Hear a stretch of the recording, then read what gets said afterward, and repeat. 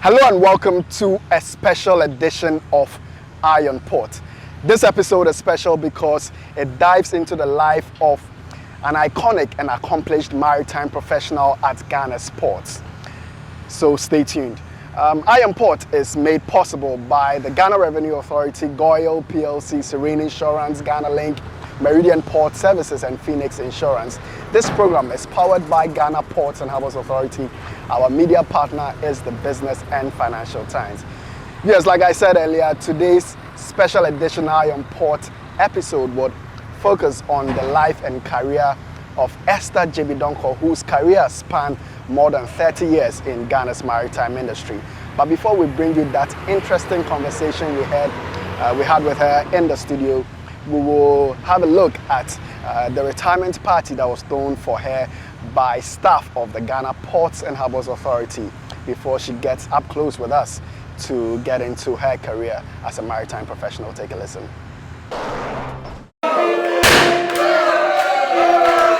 The Ghana Ports and Harbours Authority earlier in the week honored Esther Gyebi-Donkor, the outgoing general manager in charge of marketing and corporate affairs, with a grand celebration marking her 60th birthday and retirement.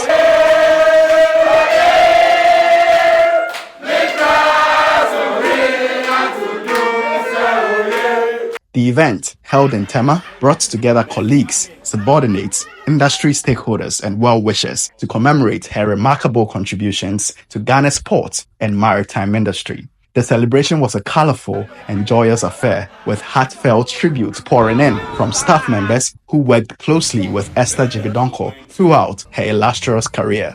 They recounted her tireless dedication, innovative leadership, and nurturing personality, which fostered a positive working environment and inspired many. To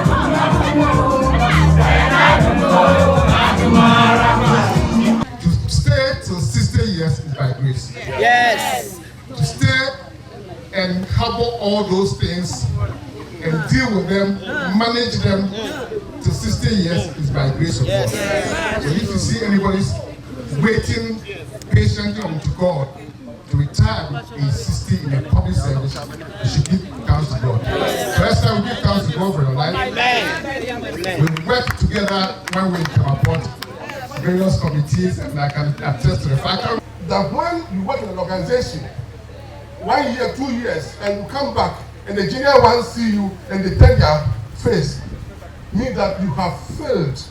But the energy we are seeing here, the enthusiasm, when the advisor have succeeded. Let's clap for her. Industry stakeholders from across Ghana and from transit destinations in the West African sub-region also joined in the festivities, sharing stories of her relentless pursuit of excellence and support to the trade through Ghana's ports. They said, okay, let's go to the corridor and see what we can win for Ghana. This is how she was thinking years back for Mother Ghana. And some people, when you work with them, you feel joy and fulfilled. From my 10 years in operations, and I saw the work of Madame Gyebi-Donkor from Terminal Manager to the General Manager, Marketing and Corporate Affairs, and the ways to relate to everybody. And Nana has just testified that here. It tells us that this woman has really gone through the mill, and that's why she delivered creditably, as all of us are witnessing today. And so, Mama, I want to thank you so much for your pep talks and for the way you open your office to me anytime I come here to assist. So on this day, I want to thank you and wish you all the best after retirement. The next guy is representative, and I can say to you, to you, the Bumbra, and can say, Jack, and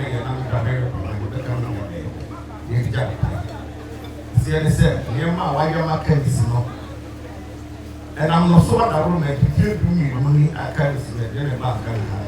All passion put my red and I get there 26, 27. Really like Madame Esther. Now put there. De leur admission en direction du Tema. Or they use other ports because of her intervention. Most of the importers had to come back and use the Ghana ports.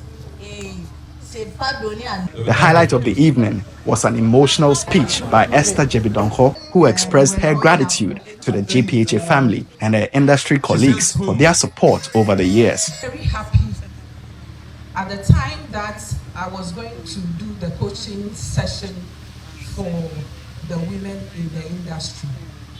And my Iron Port team decided to go to our stakeholders and take messages from them.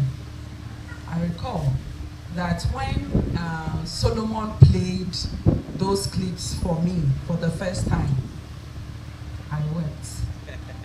In fact, it wasn't that I was sad, it was all tears of joy, because I have lived to witness those testimonies, those good things that they have said about me. Sometimes you only hear those things when you are dead. The event was filled with music, dancing, and a sense of camaraderie as attendees celebrated not just the achievements of Esther Gyebi-Donkor, but also the shared memories and partnerships she helped to build. As she transitions into retirement, her legacy as a transformative leader in the maritime sector remains firmly etched in the hearts of all who gathered to honor her. In addition to the glowing tributes, Mama One, as affectionately called by all, was also at the receiving end of gifts from the Marketing and Corporate Affairs Department and admirers from industry.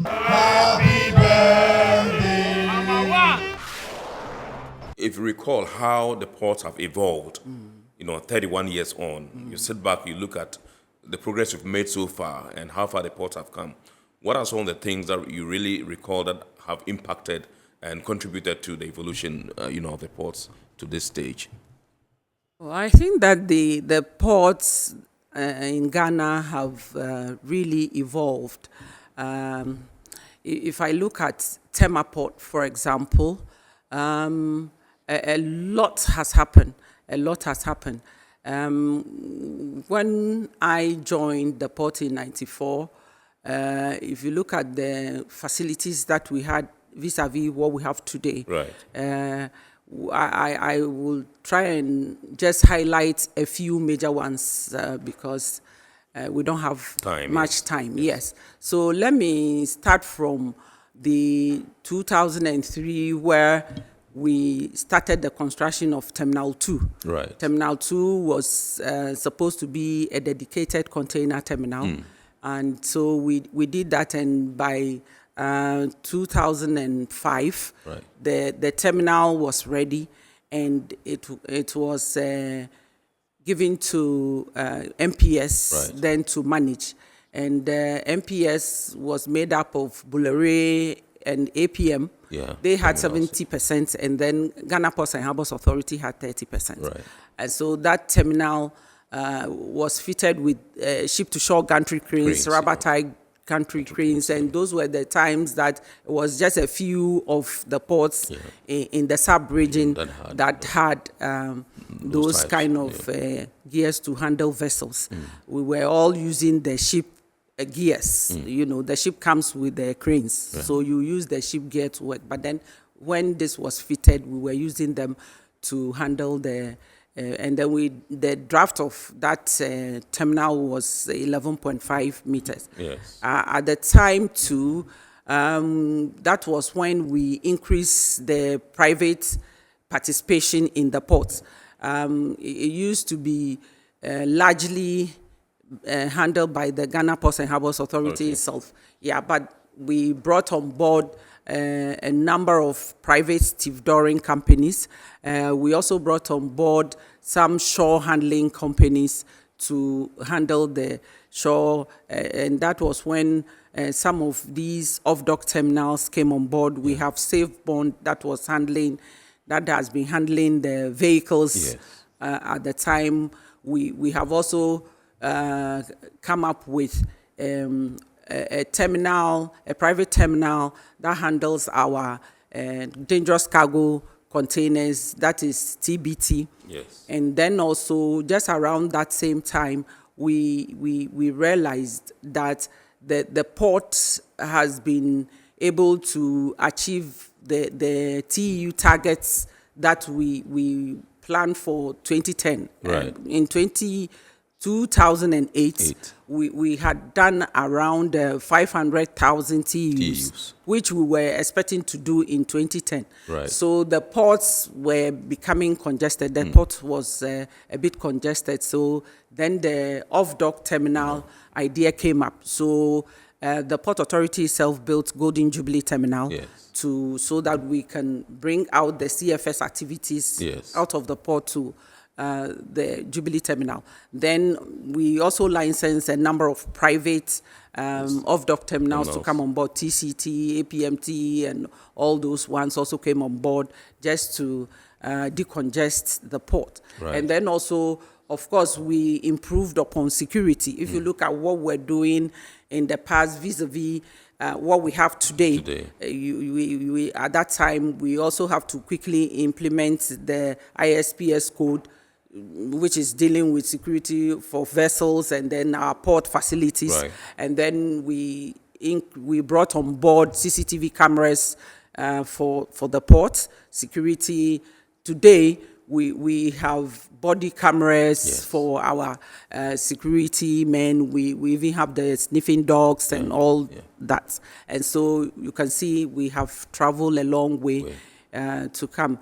And then the port is from other stakeholders. If you take customs, for example, which is a major player in the clearing process, it is worthy that I mentioned that there's been a lot of transformation from that area to when I joined the port, they were using Asikuda as for the clearing, and it wasn't kind of fully automated. Right. And so they moved from Asikuda to the GCNet, and then now we have ICOMS. And all those were just improvement on the processes so that we can have efficiency in the clearing process and reduce cost of doing business in our port. So these are some of the major transformations that I can readily recall. About the transit trade and the role you've played. I mean, trade missions that you embark on to the Sahelian countries of Mali, Niger, Burkina Faso, and all that, and how that has helped in Ghana, playing a lead role as far as transit trade is concerned. Can you tell us about it and how you were able to cultivate that relationship to the extent that, some of them came to the office on the 26th to commend you and to pay homage to you and all the good things they said about you and how you got them to stay. Even when some people thought that, they had to go, but you were able to impress upon them to do business in our ports. Thank you very much. I think that transit is my baby. Transit is my baby in GPHA. I was one of the pioneers of the marketing departments. We were two. We were employed to actually come and handle this transit, market the transit, market the port to attract the transit trade. So once we came in 94, we started working on this transit business until later when I have to go to operations. And then, that gap was created. And then I came back and then I have to handle them again. Transit is the trade type that is so competitive, and you cannot afford to handle the customers anyhow. They are very sensitive to whatever happens because they have options. They have Lomé, they have Abidjan, they have Benin, and they have Senegal and all of that. So I was so passionate to keep them and grow the trade. And so I put in my best to make sure, for example, make sure that if they are bringing in the cargo, we are giving off our best to handle it. We do a lot of visiting to them in their various countries just to find out what is happening with them, whether they are satisfied with what we are delivering to them, if there's something else we can do for them to be happier than they are. Yeah. We also discuss the issues with them to look at what we can do with their tariffs. Right. So we are flexible with our tariff, and then we consider based on the volumes they are bringing. And I recall also that in 2010, our past Director General, who is Mr. Anamu, he at that point, 2010, he said, we have some issues with this transit, and he would want me to really do a comprehensive research and make sure that we pen down everything about the transit so far, how we are moving, how other our competitors are moving, what we are handling, what is the difference, what is causing the difference in what we are handling vis-a-vis our competitors. So I undertook that research, and then the report became some document that guides us, and we're trying to solve those problems as we move along. We organize a lot of trade missions so that we can make a presentation to them, what we have to offer, what they want us to do. And those visits, continuous touch with them was something that they really cherish. And my dealings with them was so open that they can call me even midnight if they have issues. If their vessels are in the port, they can call me anytime, any day, and I'm willing to deal with the problem by contacting my colleagues who are also handling these issues so that together we can resolve the issues. So Balancing the work and the family. And family. Yes, madam. It is not easy at all. Yes. It is not easy, but God has been so faithful. Right. I recall that when I was pregnant with my second child, I had to go to Malmo to do my master's. MSc, yes. And then when I recall, when I went to the clinic, I wasn't feeling too well, and I went to the clinic and I was told I was pregnant. I don't know how I was feeling. I was having some mixed feeling because I have to go to school. And then I came back home, told my husband, and then we have to strategize. And I decided to go with the pregnancy, hoping that I can even deliver there. But then when I went, and the school said it would be difficult for me, and so I had to come back, deliver before I go back to continue. And then that God helped me to do that. You are at operations, you come very early in the morning and then you go around 10 p.m. Your children are sleeping. Sometimes, especially when I was at Terminal 1, I recall a number of times I have to plead with my husband to bring me into the port because the shipping line agent will call you that your staff are sleeping and all that, and they are delaying the vessel, and you have to come back to the port. And so it's something that was a bit difficult, but all in all, God has been good, and I've already mentioned that my family, my husband, my children are very supportive, and then also I have always been blessed with some fantastic house helps that have really also played a role in helping me with the family.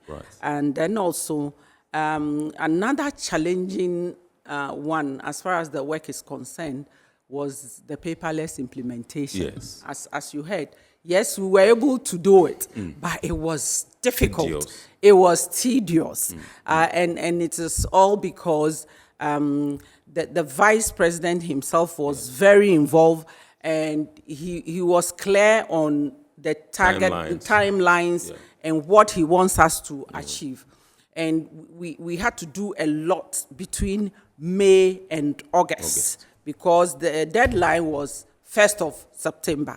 And then what we were doing, was to actually document all the processes in the clearance chain and then try to review them and actually make sure that what we are going to use for the paperless implementation is what should be used per standards.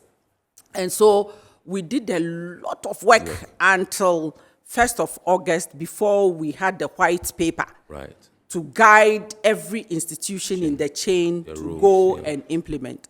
And then let me say that at that point, the automation of our ports, GPHA automation was not at that level. So within that 1 month period, we need to come up with a system that we are going to use to implement the paperless as far as the port is concerned. And because we were supposed to be able to give a system to the clients to be able to request for service, they should be able to get their invoices in the system and not come to our premises to queue for invoices and all of that. So it took us that 1 month, let's say 1st August when the white paper was given to us, and 1st of September to make sure that it happened. And so a lot went into it. Like you rightly said, myself and my colleagues were sleeping on the 5th floor and making sure that we come up with a system before the 1st of September. And when we started the implementation, of course, change is a difficult one. So we were even having resistance from some of our own staff. As for the stakeholders, you can imagine, because things were not very okay. Teething problems were coming. They make the request. It's not going through. Meanwhile, they want to take their containers and all of that. But with the team, we were so committed to what we were doing. And then at that point, I have to rope in all my marketing and staff also in. And then we were all over the place. And by God's grace, we were able to do it. So that was also a challenging time. So you just listened to the outgoing General Manager in charge of Marketing and Corporate Affairs at the Ghana Ports and Harbours Authority, Esther Gyebi-Donkor, who also happens to be an executive producer of this Iron Port show. We say Aiko to you, Mama One, and we wish you all the best in your future endeavors. Now let us pick a few comments on the subject we have just discussed. After we will go and break and then return with more news. Stay tuned. Aida Nichuga says, congratulations on your retirement, madam. I enjoyed my time with you at the port, especially GJT car park. Through your mentorship, I was able to be the first lady to manage the stevedore section at Terminal 1. God bless you. Arnold from Osu says, hello Iron Port. I just watched a documentary about her achievements and really appreciate her smooth clinical energy at work and the field of play. She loves her work passionately and upgraded herself with technology and information mixed with her temperament for success.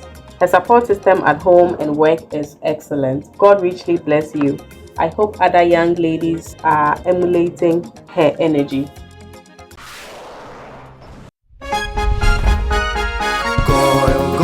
Good energy brings you quality choices with Goil Super XP. Available in many Goil stations nationwide. It is fortified with special additives that help your engine perform better and use less fuel. Branch into a Goil station today and energize your ride with Goil Super XP, compatible with most vehicles. Goil Super XP, Wufilia, huh? Wubefeel. Goil, good energy. Yeah, yeah. Electricity, then pay your taxes. Yeah. Our taxes, our future. Because you see, without our taxes, we wouldn't have good roads, good schools, better hospitals, street lights, and other very important social amenities. When we pay our taxes, we give our children free and quality education. Tell God, my money too small. Why should I pay my tax? Look, small. Salifo, it doesn't matter how small or big your business or income is, you still have to pay your taxes. The little taxes from each and every one of us, when put together, could give your community clean water or that deprived school with tables and chairs. Please pay your taxes. It is your responsibility. It is your civic duty. It is the law.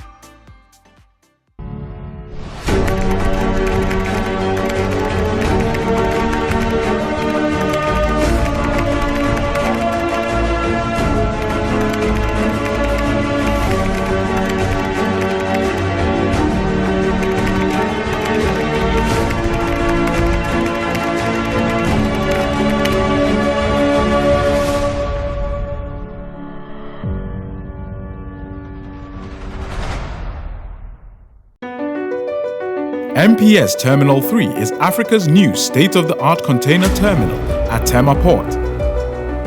For manufacturers, agro-processors and traders, the new port means business can be done faster. This infrastructure boost will improve Ghana's port handling capacity, connect more trading routes, and oil the engine of growth for the economy, creating greater opportunities across all sectors as Africa's markets merge and become the largest trading bloc globally. MPS, we connect, you thrive. Business and life can be like the sea sometimes. Sometimes serene, sometimes calm, sometimes turbulent, and at times it brings the unexpected.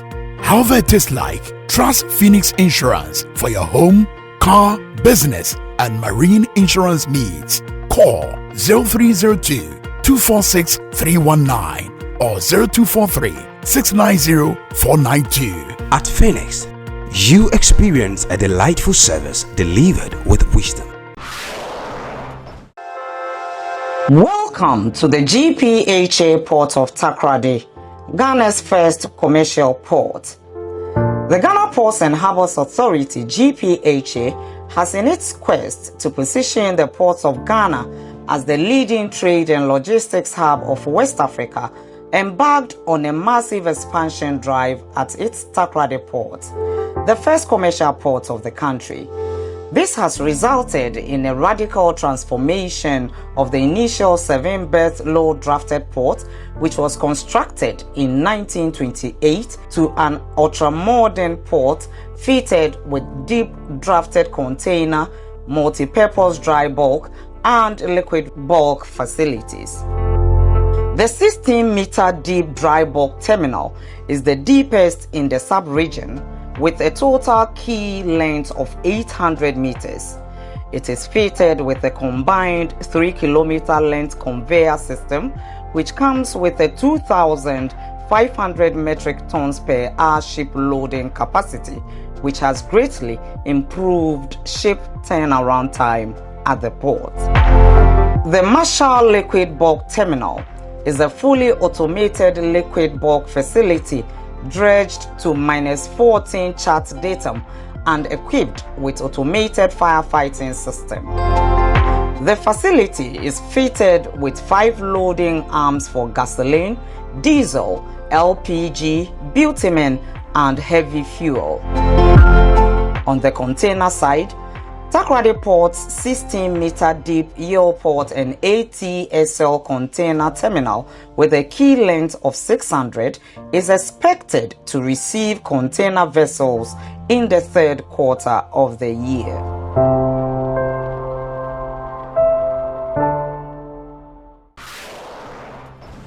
Welcome back, viewers. Now let us hear a few other stories from our local ports and shipping sector. This includes the 50th anniversary of the Ghana Shippers Authority.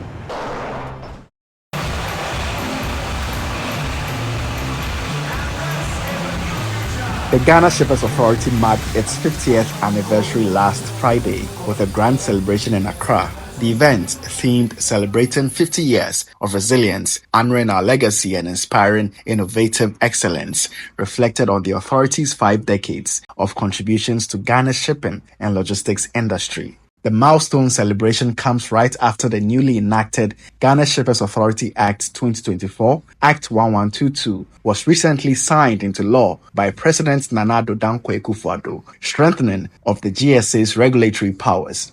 This new mandate enhances the authority's oversight across sea, air, and land transport, promoting fairness and competitiveness within the industry. Speaking at the event, Minister for Transport Kweku Ofori-Esiama urged the Shippers Authority to embrace the opportunity to build on this enviable legacy to transform the authority into a world-class organization that not only meets the needs of today, but anticipates the challenges of tomorrow. I urge you to continue to innovate, embrace new technologies and practices that enhance efficiency and sustainability. Strengthen your collaboration with international partners and stakeholders, ensuring that Ghana remains competitive in the global shipping industry. Most importantly, continue to remain committed to your core mission of regulating the activities of shippers and shipping service providers to ensure competitiveness of all of us. In an ever-evolving industry such as ours, our governance framework has allowed us to embrace innovation while ensuring compliance with regulatory standards. We fostered a culture of continuous improvement where innovation is encouraged and compliance is non-negotiable.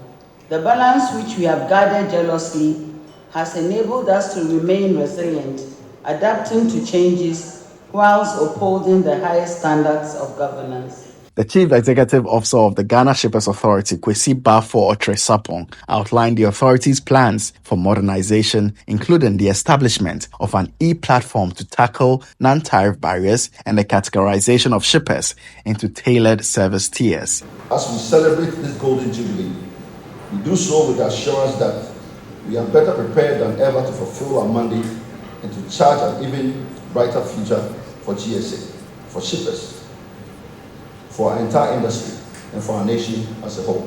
He also provided updates on the Buankra Integrated Logistics Terminal project, which he said, when completed, will be a game changer in Ghana's logistics sector. The Buankra Integrated Terminal stands as a beacon of multimodal transport and innovation, which will seamlessly connect Ghana's land, sea, and air transport systems.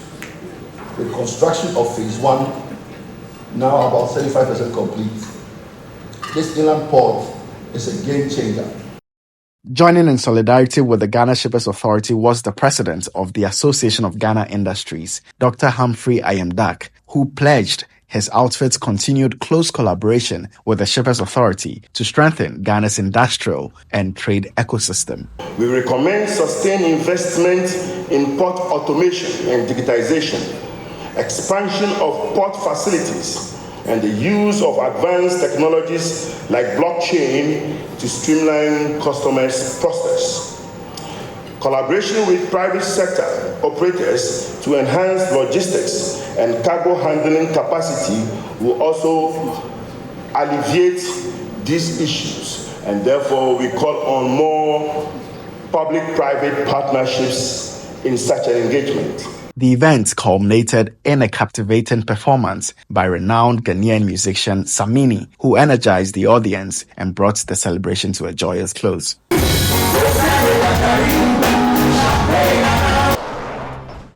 The Ghana chapter of the Women's International Shipping and Trading Association, WISTA Ghana, is set to intensify efforts in advancing women in the shipping, logistics, and trading sectors. This comes as the organization prepares to mark its 15th anniversary this year. Speaking at the 2024 annual general meeting held semi-virtually in Tema last Friday, WISTA Ghana President Gertrude Ohene-Sienim outlined ambitious plans for the year ahead. In the coming year, WISTA Ghana will be 15 years old. And we are looking to have a big project with organizations that would want to partner with us to run programs to educate people in shipping, in trade, and in logistics. And as part of the 2025 activities, we'll have the 8th WISTA conference, which will be held in Nigeria. Ghana hosted the 6th WISTA conference. The 7th took place in South Africa. So we are hoping to go to Nigeria for the 8th WISTA conference. The WISTA 2025 AGM will also be held in Barcelona, Spain. This year's AGM served as a platform for decisive discussions on upcoming projects and initiatives. Key outcomes included strategies to improve membership welfare and further expand WISTA Ghana's impact. Members also reaffirmed their dedication to promoting inclusivity and professional development for women across the maritime and trade sectors. Gertrude Ohene-Sienim, who is also the Chief Executive Officer of Whitestone Shipbrokers and the West Africa School of Shipping, encouraged women in the industry to join WISTA Ghana, highlighting the association's role in building skills and empowering women to excel in their respective fields. We are appealing to every lady in shipping, trade, maritime, whether you work in the port, whether you work in our maritime agencies, whether you work in the shipping, trade, logistics department, that join WISTA. We are affiliated to the IMO, we have a seat at the IMO, we are UNTAD affiliated, and we have so many things educational programs, social programs, welfare programs, and things that build up the entire woman to be a woman of substance.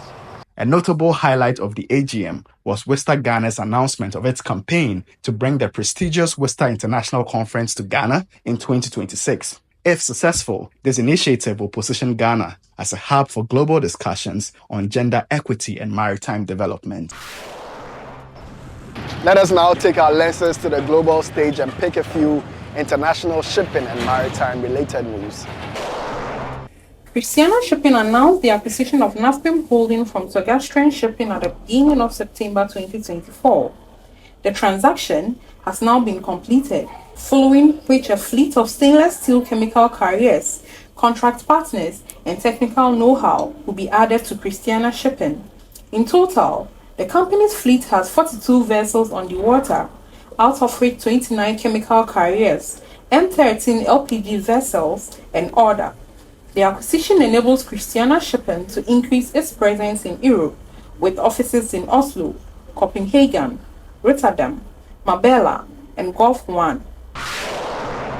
Norwegian cruise line ship Norwegian Dawn recently received the B30 sustainable biofuel blend from the Dutch provider Good Fuels, while docked at the IJmuiden cruise terminal in the Netherlands. The B30 biofuel blend, produced exclusively from feedstock certified as 100% waste and residues, was supplied by Finco Energies in partnership with KPI Ocean Connect.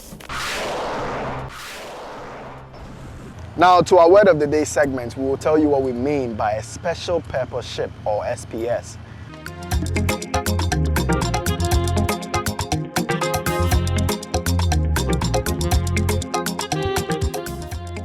Special Purpose Ship, or SPS, means a mechanically self-propelled ship, which by reason of its function, carries on board more than 12 special personnel.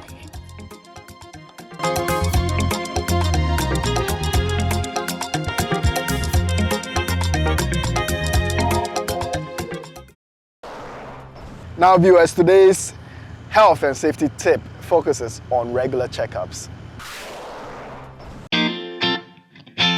Regular checkups.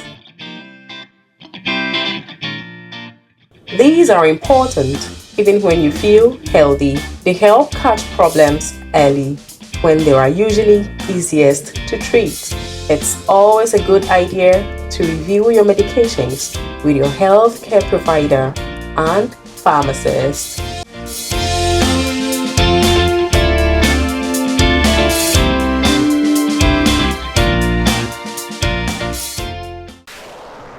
Let us now take a look at the schedule of vessels that have berthed in the ports of Tema and Takoradi, and at the anchorages of both ports, as well as those expected in the coming weeks, plus the Bank of Ghana exchange rates, which you may need to know to clear your cargo with.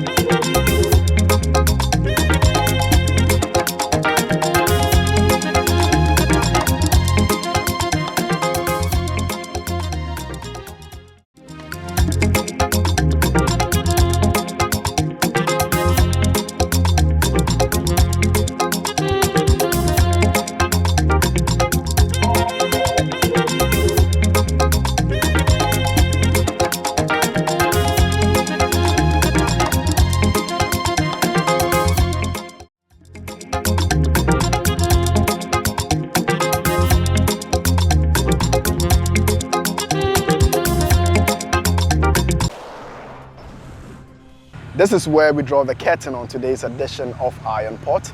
We hope you've been informed and educated. Remember, all Iron Pot content can be found on our YouTube channel, Iron Port. Please subscribe, like, and share our videos. Thank you for watching.